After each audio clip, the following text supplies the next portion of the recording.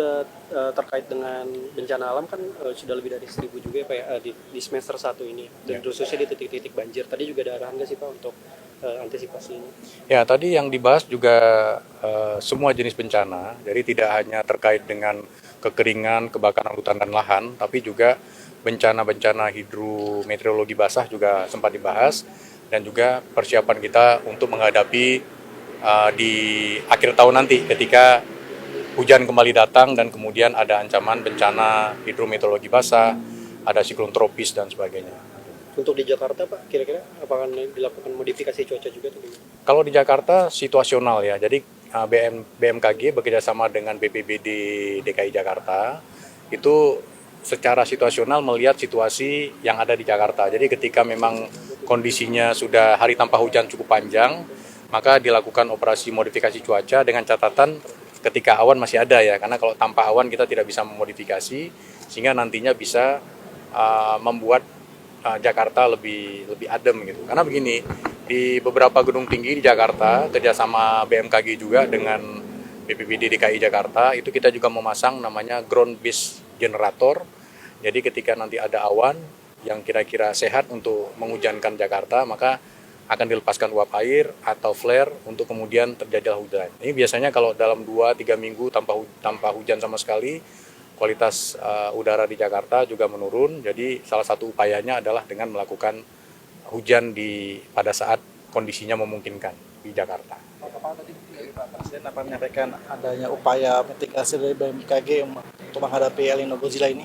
Ya, tadi saya mengupdate tentang perkembangan El Nino khususnya di Indonesia, karena El Nino itu kan ketika suhu di permukaan laut di Samudra Pasifik ya, di tengah Samudra Pasifik itu naik lebih tinggi dari 0,5 derajat, itu kita mengatakan dia sudah masuk dalam El Nino aktif. Nah, untuk saat ini kondisinya sudah masuk ke El Nino kuat ya. Jadi kita perlu mengantisipasi khususnya pada dua hal, yaitu yang pertama antisipasi terkait dengan kekeringan dan yang kedua terkait dengan kebakaran hutan dan lahan.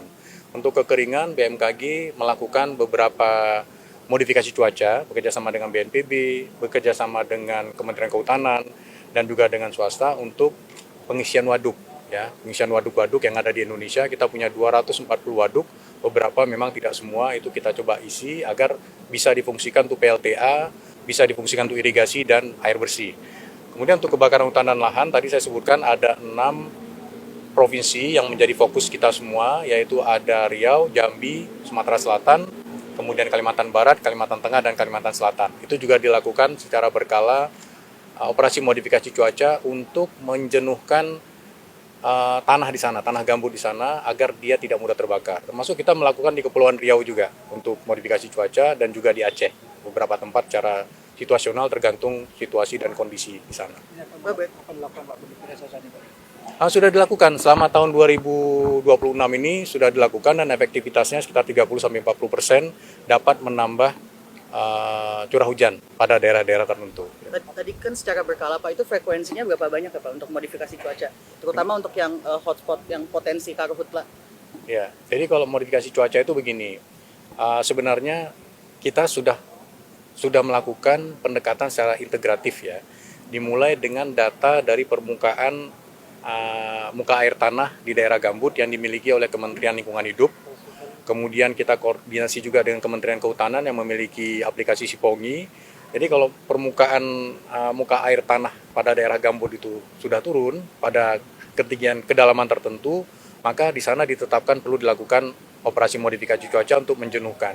Karena sesungguhnya gambut itu kan ada semacam tampungan-tampungan bawah tanah yang ada di bawah tanah ini. Jadi kita menjaga agar muka air di sana tetap pada kondisi normalnya agar kondisinya dalam keadaan jenuh. Kalau dia jenuh maka tidak akan mudah terbakar. Jadi sejak tahun 2015 kan kita mengalami El Nino di 2015, 2019, 2023, sekarang kembali terjadi 2026. Di tahun 2015 waktu itu kebakaran cukup parah dan di sana kita memulai paradigma baru, yaitu melakukan pendekatan preventif. Tidak hanya kita menunggu adanya titik api kemudian kita padamkan dengan waterbombing, kemudian dengan pemadam disemprot dan sebagainya, tapi ketika muka air tanahnya sudah menurun, itu dilakukan modifikasi cuaca yang dapat menjatuhkan jutaan kubik air dan kemudian dapat menjenuhkan daerah tersebut. Sehingga sekarang kita lihat bahwa untuk kebakaran hutan dan lahan relatif lebih dapat dikendalikan dibanding sebelum 2015. Kalau Gitu ya. pengisian waduk itu waduk-waduk yang jadi prioritas gimana Gini, Pak? Terutama satu di lagi ya. Pulau Jadi gini, jadi misalnya sejak bulan Mei hingga Juni kami bekerjasama dengan Perum Jasa Tirta 1 itu juga Perum Jasa Tirta itu mengisi Danau Toba. Jadi Danau Toba itu kan digunakan untuk banyak keperluan, termasuk juga pembangkit listrik tenaga air ya.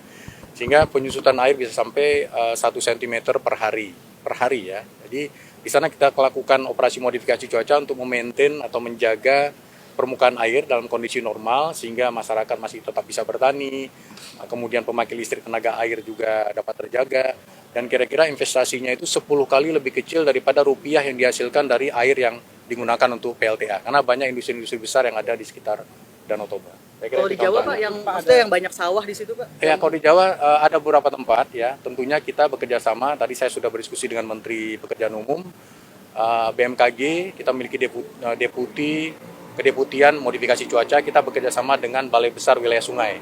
Jadi itu semua situasional karena kita ketahui Indonesia itu dibagi dalam 699 zona musim. Ini yang perlu dicatat ya, bahwa satu daerah itu tidak sama dengan daerah lain pola hujannya.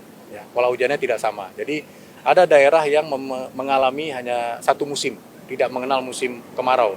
Contohnya di bagian barat dari pebukitan Bukit Barisan, atau Sabuk di bagian utara dari Kalimantan dan sebagian besar dari Papua. Itu satu musim. Artinya di musim kemarau pun itu hujannya masih lebih tinggi daripada syarat terjadinya kemarau, yaitu 150 mm per bulan. Kurang dari itu kita sebut kemarau. Jadi beberapa tempat memang katakanlah Kota Bogor itu zona satu musim ya, bukan dua musim. Sehingga ada juga musim yang terbalik. Contohnya yang ada di Maluku itu di sini musim kemarau, di sana musim hujan. Jadi kondisi di Indonesia harus dibedakan. Kita punya 699 zona musim, sehingga tadi 240 waduk itu kita lihat bagaimana kondisi ketersediaan airnya. Jadi tidak serta-merta tanpa didasari dengan kajian ilmiah kita melakukan modifikasi cuaca, tapi semuanya berbasis ilmiah dan bahan semua yang kita gunakan juga bahan alami. Jadi tidak membahayakan secara kimiawi bagi lingkungan sekitar. Kira itu ya. Terima kasih. Wahana TV, teropong konsumen.